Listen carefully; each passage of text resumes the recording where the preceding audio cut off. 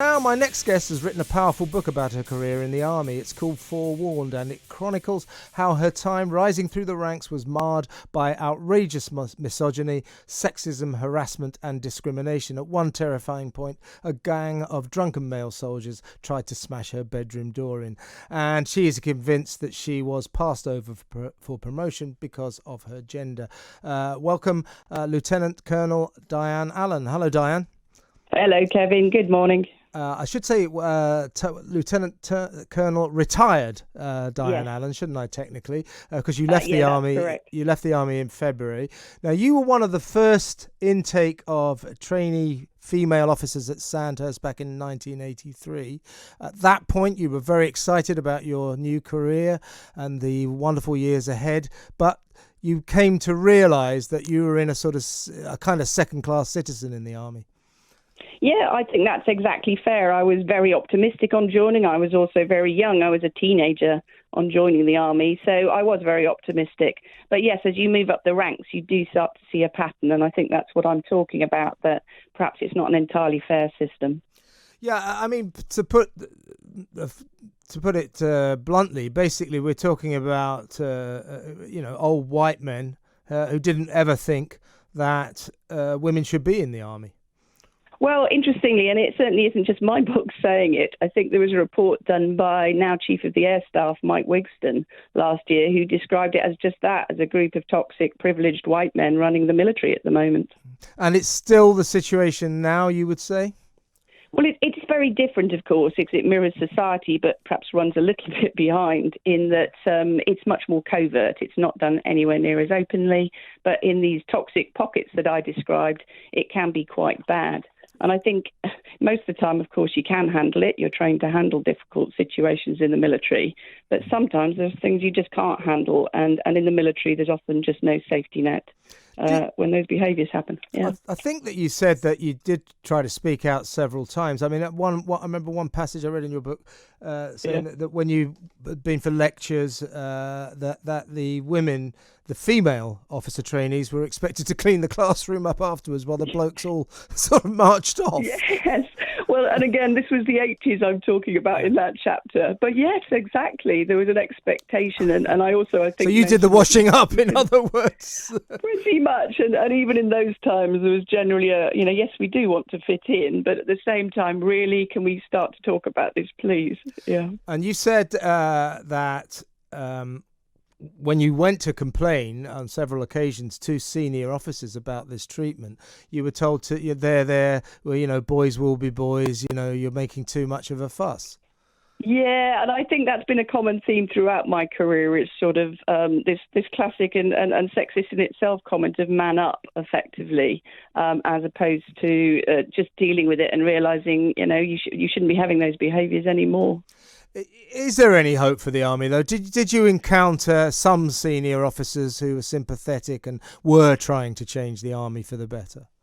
Yeah, definitely. And I've tried to get this point across. It's not, most serving people are good people. They want to, to see the military modernised. Unfortunately, what we seem to have is this sort of toxic senior leadership behaviour, which it really needs to just address the issue. So I am hopeful. General Sunit Carter, the head of all the armed forces, spoke up to Sarah Atherton MP just last week and said that basically they acknowledge there's a laddish culture, the promotion systems are designed for men. You can imagine how happy I was to hear that it's being acknowledged. But whether or not, of course, that goes to actions, that'll be the next challenge. And can the leadership take responsibility for that? Yeah, presumably these people don't think it's worth promoting someone like you in case you go off and have a baby or some sort of a trope these like sort that. Of comments are still said, and that is a problem, is, a lot of women spoke to me after I stood up and wrote the book. I've had about 150 women speak to me. I'd love to say that's still a comment of the 1980s and 90s, but there are women telling me it's still being said now. Yeah, because you talked of you wrote of the turning point for you was when you gathered together all the messages of complaint from other female soldiers, and there were hundreds of them coming in, and you're all basically telling the same story. I mean, are your voices now being heard to any serious effect, do you think? Well, it's difficult to say at the military because obviously I've left now. So where I'm reaching up to is I have spoken now to the sort of MP level and said I'd be delighted, with consent of all those women, those brave women who have spoken up as well, to collate these into a report effectively. And I'm really pleased to say that in autumn I've been offered that opportunity to do that now.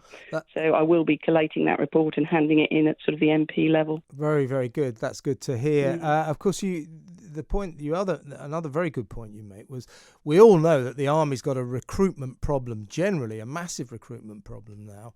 I don't know why. I guess kids just don't want to go into the Army anymore, but it's got a kind of critical recruitment problem when it comes to women, because I think your stories and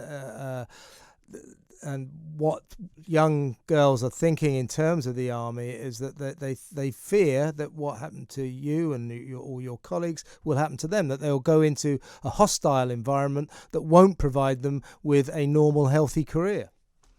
Yeah, and I think that's a risk. But again, where I could be optimistic is having talked now, by speaking up publicly, I've spoken to quite a few other countries now, to Canada, to America, who's had its own recent problems, to Australia, who've done some really good work to try and take this forward. And I think with just a few changes, they're quite big changes, but they aren't that many, it could be a much, much safer environment for all women. And I think that's, my next stage is moving forward.